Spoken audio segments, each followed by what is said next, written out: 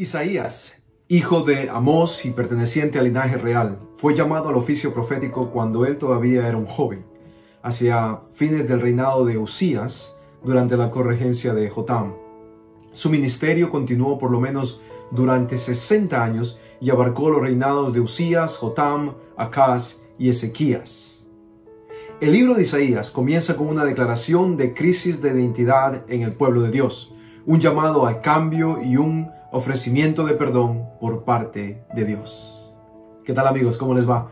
Mi nombre es Rudy Vivanco y estoy dándoles la bienvenida formalmente a la nueva serie. Hoy empezamos una nueva serie titulada Isaías. Vamos a estudiar el libro del profeta Isaías, los temas más importantes, más sobresalientes de este libro. Son 66 capítulos y tan solo lo estudiaremos en 13 semanas. Entonces trataremos de ver lo más importante de este maravilloso libro para conversarlo con ustedes. El título de esta lección, que es la lección número 1, es la crisis de identidad. Y vamos a estudiar acerca básicamente de lo que sucede en el capítulo 1 y capítulo 5 de Isaías y veremos qué es lo que el Señor tiene para nosotros en este nuevo trimestre. Bienvenidos y por favor compartan con todo el mundo, que la gente sepa que tú amas a Dios y que te encanta estudiar la Biblia. Gracias por estar con nosotros. Vamos a ver. Padre nuestro que estás en los cielos, nuevamente empezamos una nueva lección, Señor. El libro de Isaías es lleno, está repleto de tu misericordia y de tu amor. Y hoy, Padre, pedimos que nos muestres de eso también al tratar de entender tu carácter, entender tus planes, tu voluntad a través del estudio de este libro. Rogamos, Señor, tu bendición y pedimos que bendigas no solamente la lección de hoy, lección número 1, sino también todas las 3 lecciones de este estudio. Gracias, Señor, te lo dedicamos a ti en el nombre maravilloso de Jesucristo. Amén. Amén. El libro de Isaías, en el capítulo 1 y versículo 18, empieza diciendo el versículo. Venid luego, dice Jehová, y estemos a cuenta. Si vuestros pecados fueren como la grana, como la nieve serán emblanquecidos. Si fueren rojos como el carmesí, vendrán a ser como blanca lana. El versículo 18 del capítulo 1 de Isaías resume de alguna manera el corazón, el pensamiento y sobre todo la voluntad de Dios para su pueblo. Este era un pueblo rebelde, un pueblo que le había dado la espalda a Dios, y lo veremos en el capítulo 1 y en el resto de los capítulos de Isaías. Pero veremos en este capítulo 1 sobre todo que el pueblo de Dios le da la espalda a su Dios, y a pesar de lo que ellos hicieron, Dios los invita a regresar a Él. ¿Para qué? Para que esos pecados que habían hecho en contra de su Dios sean perdonados. Y la comparación es hermosa. Dios dice, si tus pecados fueren como la grana, como la nieve serán emblanquecidos. Si fueron rojos como el carmesí, vendrán a ser como blanca lana. Perdón en su máxima expresión.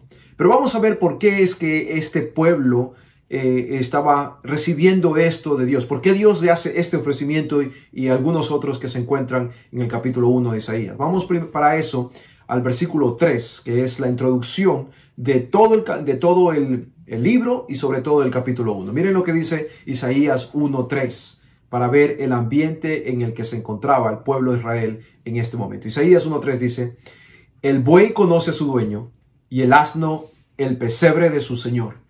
Israel no entiende, mi pueblo no tiene conocimiento. Interesante cómo Dios describe a su pueblo, pero interesante también que le llama, aunque ellos le han dado la espalda a su Dios, aunque ellos están en rebeldía en contra de su Dios, incluso en ese momento Dios le llama su pueblo. En Segunda de Reyes, capítulos 15 al 20 y Segunda de Crónicas, capítulo 26 al 32. Voy a repetir eso para aquellos que toman nota. Segunda de Reyes, capítulo 15 al 20 y Segunda de Crónicas, capítulo 26 al 32. ¿Qué encontramos aquí? Aquí encontramos el periodo histórico, el contexto histórico en el cual se desarrolla el ministerio de este profeta, el profeta Isaías. A finales del reinado de Usías, que es uno de los reyes también, Dios hace una proclamación poniendo a los cielos y a la tierra por testigos. Y ustedes pueden ver eso en el versículo 2 y 4 de este primer capítulo de Isaías. Esto es lo que dice el Señor. Israel había olvidado quién era su Señor. Esto es lo que dice el profeta en realidad. Israel había perdido su identidad. Se habían olvidado quién era el que les proveía, los protegía, los bendecía. Se habían olvidado de dónde habían salido. Se habían olvidado quién era su Dios. Habían perdido la identidad del pueblo de Dios. Como consecuencia de este estado en el que se encontraba el pueblo de Dios, como consecuencia de la falta de comunión con Dios, estaban sufriendo graves pérdidas. Nos reporta esto los versículos 5 al 8 de Isaías capítulo 1. Y también, a pesar de todo este ambiente pesado y de tristeza y de rebeldía que nos reporta el capítulo 1 de Isaías, nos dice también que, como siempre, quedaba un remanente fiel. Porque esto es de siempre, queridos amigos, donde hay un pueblo rebelde, siempre hay un pequeño, entre ese pueblo rebelde, entre esa nación rebelde, hay un pequeño remanente que siempre ha sido y será fiel a Dios. Esto lo encontramos en Isaías capítulo 1 y versículo 9. La crisis de identidad en la que se encontraba el pueblo de Dios en este momento está resumida en ese versículo muy interesante, el versículo 3. El buey conoce a su dueño y el asno el pesebre de su señor. Israel no entiende, mi pueblo no tiene conocimiento. ¿Qué era lo que hacía el pueblo de Israel en este momento? Ellos habían dejado al Señor, habían abandonado al Señor, habían abandonado lo que Dios les había dado a ellos como forma de mantener y enriquecer esta relación con su Dios. Ellos se habían apartado del Santo de Israel, como se llamaba, y sus depravaciones, su comportamiento simplemente hablaba de un pueblo que estaba en rebeldía con Dios. Maldad y pecado era lo que reinaba en esta nación, y además habían totalmente dejado a un lado el conocimiento del Dios verdadero. No entendían a Dios y estaban rebelados contra Dios. ¿Qué era lo que pasaba? Aparte de lo que ellos hacían. ¿Qué era lo que sucedía en este momento en ellos? Isaías capítulo 1 nos reporta que sus cuerpos tenían heridas, tenían llagas de lo que estaba sucediendo en este momento. El país estaba destruido, las ciudades estaban en llamas, las ciudades estaban siendo saqueadas por los enemigos además. En este momento en que ellos estaban cosechando lo que ellos mismos habían causado en su vida, Dios se manifiesta. Se manifiesta. Y Él en este momento le dice que quiere dejar a Sión en pie. Pero no solamente dice eso, también habla de este remanente que está dentro de su pueblo, que todavía lo llama su pueblo a pesar de la rebeldía del mismo. Piensen en este ambiente en el que el pueblo de Israel se encontraba. Isaías nos reporta que el pueblo de Israel estaba lejos de su Dios. Y debido a esto, ellos estaban viviendo unos momentos muy difíciles, que aunque con su boca ellos alababan a Dios y daban una apariencia de piedad, en realidad su corazón estaba corrompido. Miren lo que dice la Biblia en Isaías 1:13 al respecto. Isaías 1:13, el profeta nos informa acerca de esto. Hablando Dios a través del profeta dice: no me traigáis más vana ofrenda. El incienso me es abominación. Nubilonios y sábados. El convocar asamblea. No lo puedo sufrir, no lo puedo soportar. Son iniquidad vuestras fiestas solemnes. Si se dieron cuenta, todas estas cosas que están mencionadas en Isaías capítulo 1 y versículo 13, son cosas que Dios le pidió a su pueblo que hiciera para Él. Aquí es la pregunta. ¿Cómo podía ser pecado? ¿Cómo podía llamar Dios iniquidad a algo que Dios mismo había ordenado? Es algo un poco contradictorio. Pero vamos a ver qué es lo que sucede aquí. Mientras ellos ofrecían sacrificios, dando una apariencia de piedad, y oraban levantando sus manos a Dios, esas manos estaban llenas de sangre. Y otra vez, esto lo tomamos de Isaías 1:16. ¿Por qué estaban llenas de sangre? Por la violencia y la injusticia contra los débiles. Y esto nos dice también Isaías capítulo 1 y versículo 17. Estos rituales que Dios le había pedido a ellos que hicieran, estos rituales no estaban acompañados de arrepentimiento, y allí es donde nuestro proceder, nuestra conducta, la forma como vivimos nosotros, en realidad tiene valor en los ojos de Dios debido al corazón arrepentido. Sus corazones estaban simplemente vacíos. Los rituales que ellos hacían estaban vacíos porque sus corazones estaban vacíos. Y por tal razón, porque aunque hacían el bien, la motivación era incorrecta, era errónea, entonces por tal razón Dios consideraba todos estos rituales pecado. Pecado. Este error se repitió otras veces en el pueblo de Dios. Lo vemos después en el Nuevo Testamento en Mateo capítulo 23, versículos 23 al 28. Mateo 23, 23 al 28. Examinémonos entonces, querido amigo, ahora, hoy. Ya no estamos en el tiempo de Isaías, pero las lecciones que aprendemos de este libro serán prácticas para cada uno de nosotros en lo que estamos viviendo el día de hoy. Así que te invito a que te examines tú mismo, te invito a que busques en tu corazón y te des cuenta qué es lo que está sucediendo allí para no caer en el mismo error que cayó el pueblo de Dios. Aunque el pueblo de Dios estaba en rebeldía en contra de su Dios, Dios lo invita. Dios invita a su pueblo. Ese es nuestro Dios. Es un Dios de esperanza, es un Dios de perdón, es un Dios de oportunidades. En este contexto nefasto que encontramos en el pueblo de Israel, en Isaías capítulo 1, en medio de eso, Dios le hace un llamado a su pueblo y le dice, regresa a mí. Miren lo que dice Isaías 1:18. Isaías capítulo 1:18, la Biblia dice, venid luego, dice Jehová, y estemos a cuenta, pongámonos a cuenta, si vuestros pecados fueren como la grana, como la nieve serán emblanquecidos. Si fueren rojos como el carmesí, vendrán a ser como blanca lana. Dios ofrece cambiar el rojo de la sangre que cubría las manos de los israelitas por el blanco de la pureza de Dios. Dios quiere perdonar nuestros pecados y purificar nuestro corazón, aunque nosotros mismos hayamos ocasionado esto en nuestras vidas. Dios está listo para perdonarnos y limpiarnos de tal manera que seamos tan blancos como la pureza mismo de nuestro Dios. Él solo nos pide que vayamos a Él. Es toda la condición. Es toda la condición. Todo lo que Dios quiere es que no trates de arreglar tu vida por ti mismo, sino que vengas a Él. Te acerques a Él y le permitas a Él hacer la transformación, porque la transformación permanente solamente viene de Dios. Cuando nosotros tomamos decisiones por nosotros mismos para cambiar sin el poder de Dios, tal vez podemos por una hora, tal vez podemos por un día, pero más allá de ese día, nuevamente volveremos a lo que estábamos antes y tal vez incluso peor.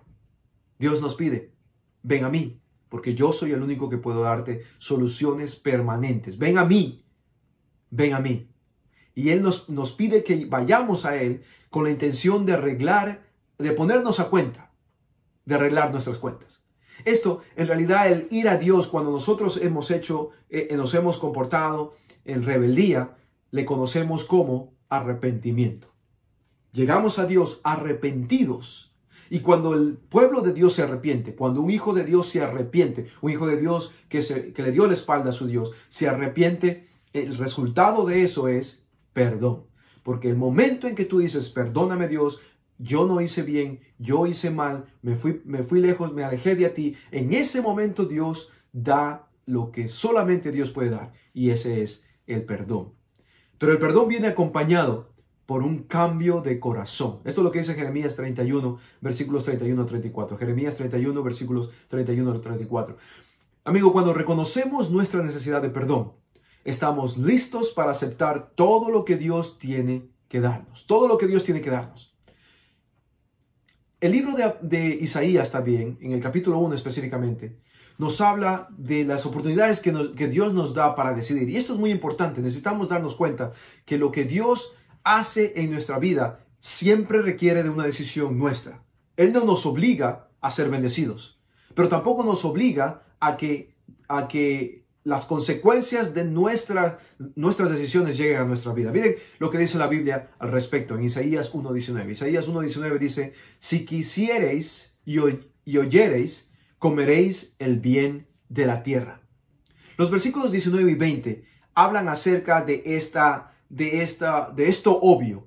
Dios quiere que vayamos a Él, pero el momento en que decidimos no ir a Él, no estamos llamándolo a Dios a que nos castigue, porque Dios no es un Dios de castigo, es un Dios de amor. El problema es que cuando nos separamos de Dios, nos separamos de la fuente de vida, nos separamos de la protección, y al estar lejos de Dios, cosechamos el resultado de nuestra propia decisión. El versículo 19 nos habla acerca de si nosotros, claramente dice, si quisieres y obedecieres y oyeres. O sea, está en ti la decisión. Yo te doy la bendición. Yo quiero protegerte. Yo quiero mostrarte mi providencia. Pero si tú quieres que yo te la dé. Si tú quieres, comeréis del bien. El versículo 20 habla del otro lado de la moneda, que no es un castigo de Dios, sino más bien el resultado de lo que nosotros hemos decidido. Eso es lo que dice. Si no quieres, versículo 20, y os rebeláis, si no quieres y te rebelas a mí, entonces seréis consumidos. ¿Por qué seréis consumidos? ¿Por qué seré yo consumido? Porque yo decidí alejarme de la protección del amor de Dios. La consecuencia de eso es simplemente cosechar lo que yo mismo he plantado, lo que yo mismo he decidido. Isaías 1 muestra un ofrecimiento de pacto similar a otros pactos realizados con anterioridad y comunes en aquel tiempo. Era muy común los pactos e Isaías muestra nuevamente eso. Dios llamando a su pueblo a firmar un pacto. Y así, esto eran las características básicas de un pacto en ese tiempo. Relato de lo que Dios ha hecho primeramente. Condiciones del pacto. Referencia a testigos y bendiciones y maldiciones. Maldiciones como ausencia de bendición y no precisamente como castigo de Dios. Maldición simplemente es la ausencia de la bendición. Dios nos da bendiciones, pero si no las recibimos, entonces las bendiciones estarán ausentes y la maldición será la que toma lugar. Por mucho que hayamos pecado, o por muy lejos que nos hayamos apartado de Dios, no hay límite para la gracia divina. Y eso tenemos que entenderlo, querido amigo. No importa cuán lejos te hayas ido, no importa cuán mal tú piensas que te has portado, no importa cuántos años has estado lejos de Dios. Lo importante es que el día de hoy tú digas, yo me cansé de vivir solo, yo me cansé de estar sin ti, quiero regresar a ti, dame poder para regresar a ti, dame perdón, porque Él siempre está dispuesto a perdonarnos. Dios propone solución cuando nosotros permitimos que Él llegue a nuestro corazón. La decisión es nuestra. Dios nos muestra la solución, nos ofrece la solución. La decisión de recibirla, de aceptarla, es nuestra. Eso es lo que Dios insiste también en el libro de Deuteronomio, capítulo 30 y versículo 19. Deuteronomio, capítulo 30 y versículo 19. Dios dice, escoge vida. Escoge la vida. ¿Por qué vas a hacer algo contrario a lo que te conviene? Escoge la vida. Lamentablemente, querido amigo, hay un punto donde ya nosotros pasamos de la raya y nos vamos a un lugar sin retorno. Miren lo que la Biblia dice acerca de lo mismo que estamos hablando. Isaías capítulo 5 y versículo 5. La Biblia dice, os mostraré pues ahora lo que haré yo a mi viña. Le quitaré su vallado y será consumida. Aportillaré su cerca y será hollada. ¿Por qué sucede esto? ¿Por qué habla Dios de esto?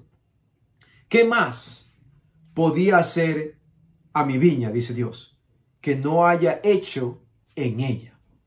Dense cuenta ahora. Dios da.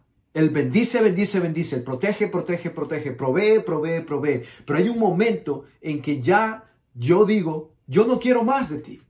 Al yo darle la espalda a mi Dios, yo le estoy cerrando la puerta, no solamente a su presencia, sino también a las bendiciones que trae su presencia. Por eso Dios dice, yo he bendecido a mi viña, pero ¿qué más podía hacer a mi viña? El versículo 4, en realidad del capítulo 5, ¿qué más se podía hacer a mi viña que yo no haya hecho por ella y en ella? Yo ya he hecho todo por ti, está diciendo Dios. Amigo, aunque el perdón de Dios no tiene límite, nosotros podemos limitarlo al rechazarlo hasta llegar a un punto sin retorno. Y eso en la Biblia lo llama el pecado en contra del Espíritu Santo. Mateo capítulo 12, versículos 31 a 32 hablan de eso. Y Hebreos capítulo 6, versículos 4 al 6 también. Dejar de oír las súplicas del Espíritu Santo es un punto al que es difícil llegar. No es fácil llegar allí, pero se llega. La paciencia divina no se cansa. Debemos saber eso. Segunda de Pedro 3:9 nos habla de eso. La paciencia divina no se cansa. Su llamado es continuo. Nos llama cada momento. Nos llama cada día. Dios hará, entiende esto, amigo, Dios hará todo lo posible y lo imposible, diría yo, para que no traspasemos ese punto. Él no quiere que vayas allí. Él ha hecho todo para que tú no pases ese punto. Solo que nuestra terquedad, solo que nuestra terca decisión de no querer escuchar puede hacer que nuestra alma quede desierta. Eso es lo que dice el versículo 6 de Isaías capítulo 5. Querido amigo, está en tus manos, está en tu decisión, está en tu poder, podríamos decir, decidir si quieres la vida que te ofrece Dios o la ausencia de la vida, que sería la consecuencia de no querer rechazar la bendición. Dios, a través de Isaías, nos recuerda que Él es un Dios de amor, que Él es un Dios de paciencia, que es un Dios de misericordia, que es un Dios de perdón, que está listo para perdonarnos, pero depende de ti el recibir ese perdón. Acompáñame la próxima semana para estudiar más acerca de Isaías y conocer más todavía el maravilloso carácter de nuestro Dios.